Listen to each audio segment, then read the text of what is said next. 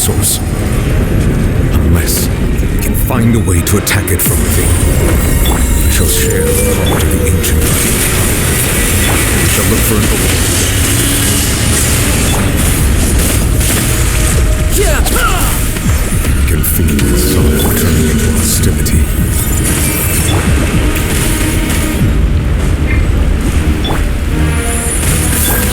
Covenants of the Deep! Share the knowledge!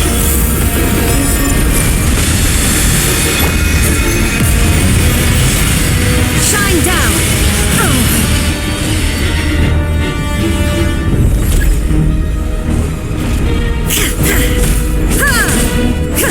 The All-Devouring Narwhale cannot resist its instinct to devour. Continue to trigger its hostility. Chance will present itself.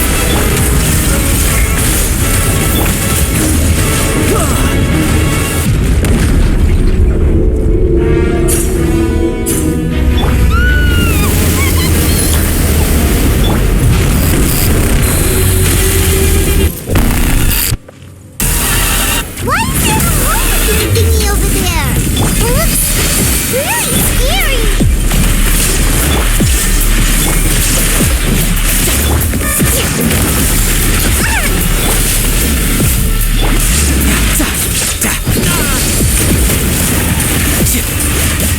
Brace yourself! I have granted you my protection. Do not fear. Seize the moment.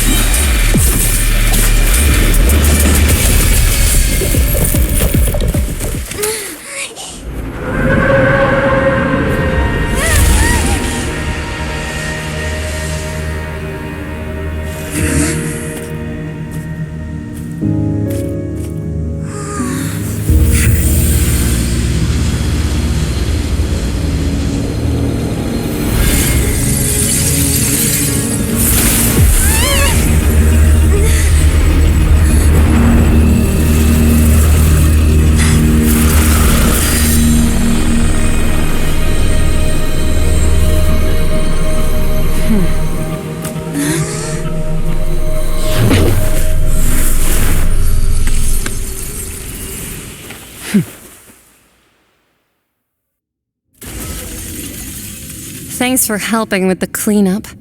It should have been my job, but oh well. It was just supposed to be a short private training session for me. I didn't think that my disciple and my master's pet would start brawling in the meantime. Well, actually, I had a feeling that it would happen at some point, but they bumped into one another earlier than I thought. What a blunder. I suppose I'll have to swing my sword 3 million times as penance. That power.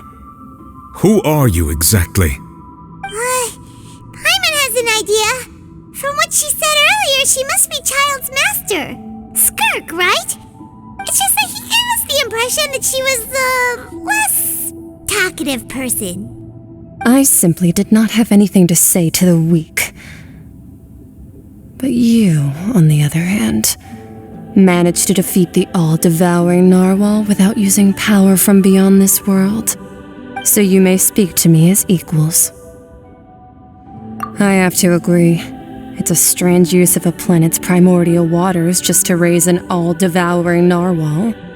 That kind of power is wasted on it. It's not cooperative, it eats too much, and I have more important things to do with my time than pet sitting. The only thing that creature has going for it is its looks.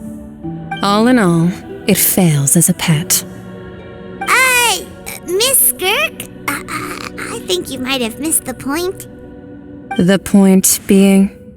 Well, being that this pet almost destroyed an entire nation. So what sort of person is your master? Well, Childe's master's master. Wait, is that right? Oh, right. So you don't know him. Sorry, I assumed you did. His name is Sertologi. Huh? I am unfamiliar with that name. Huh. So Master isn't sufficiently famous. How should I describe him then? Have you heard of the name The Fowl? The Fowl? Still nothing? Well, How about the Visionary? Vetterfalnir, then? Or Gold Rhine-Daughter? Ooh, that one we've heard! Rhine-Daughter's part of the Hexen Circle. She's Albedo's mom, right? Oh, so you do know that name. To be honest, I also heard all of those names and titles from my master. I don't actually know them either. But I suppose you understand now, yes? My master is likely a similar sort to Rhine-Daughter. They are both pursuing some form of perfection. Wait! Didn't you also mention a visionary person? Paimon didn't quite catch their name. Actually, never mind that. I believe it expedient to inform you that the all-devouring Narwhal used up nearly all its strength fighting you. Such roiling hydro energies will prove difficult for the planet's deep seas to digest. As such, the fontaine back on the surface has most likely been thrown into chaos. In other words, the prophecy that you've been fretting over should now be in full swing. What?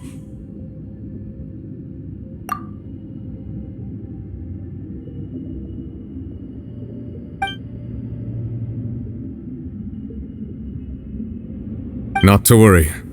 Focalor has already managed to deceive the heavenly principles. In the end, the people will all be dissolved into the waters, and only Farina will remain, weeping on her throne.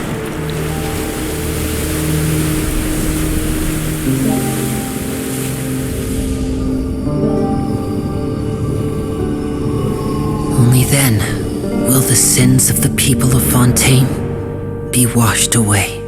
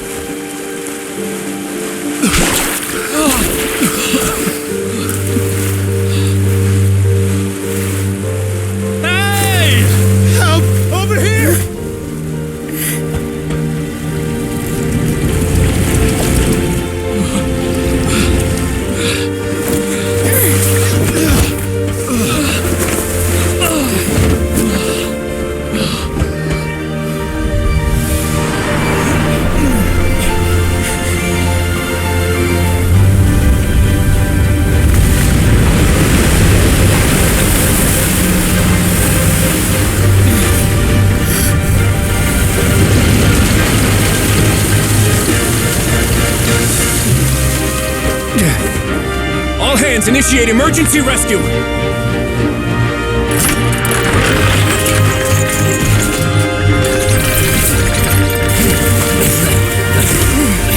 Hurry!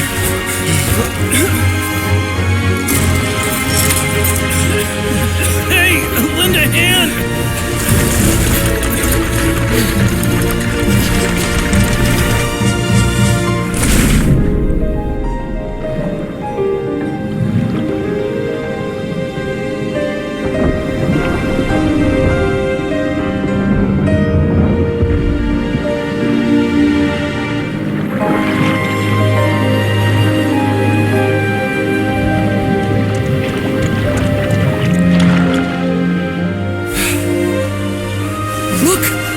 Receding! It's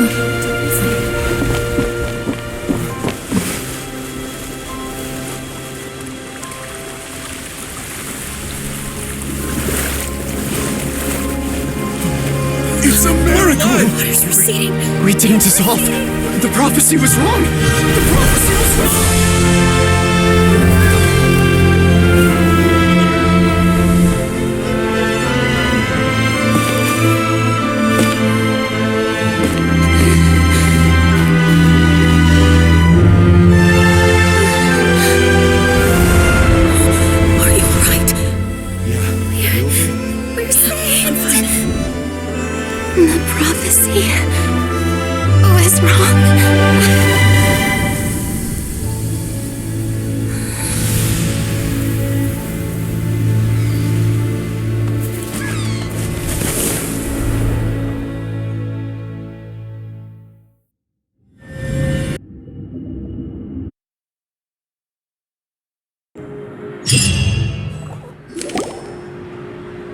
was so renewed.